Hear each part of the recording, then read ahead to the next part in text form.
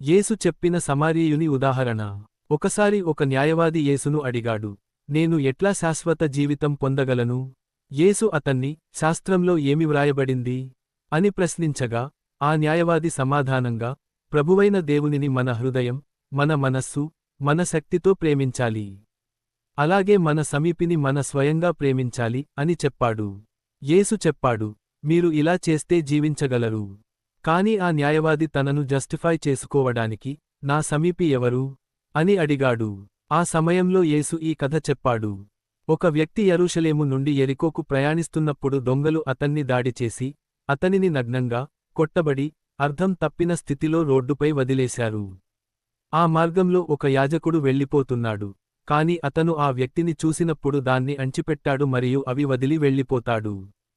తర్వాత మరొక లేవీయుడు ఆ ప్రాంతంలోకి వచ్చి చూసినప్పటికీ, అతను అదే విధంగా రోడ్డుకు వెళ్ళిపోయాడు. కాని ఒక సమారీయుడు, ప్రయాణిస్తుండగా, ఆ వ్యక్తిని చూశాడు.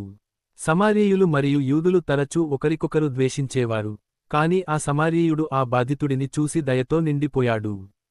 అతను ఆ వ్యక్తిని దగ్గరకు తీసుకుని, అతని గాయం బాంధించి, వేరు చేసిన పళ్లను, సరకును దానిపై రాసి, అతన్ని తన గొర్రెపై పెట్టి, ఓ సరస్సులో అతనిని తీసుకెళ్లి అతనికి సాయాన్ని అందించాడు.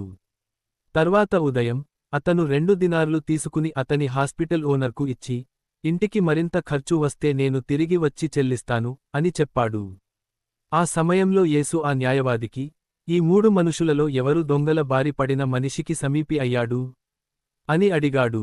ఆ న్యాయవాది, ఆయన మానవతతో నిండిన సమారీయుడు, అని చెప్పాడు.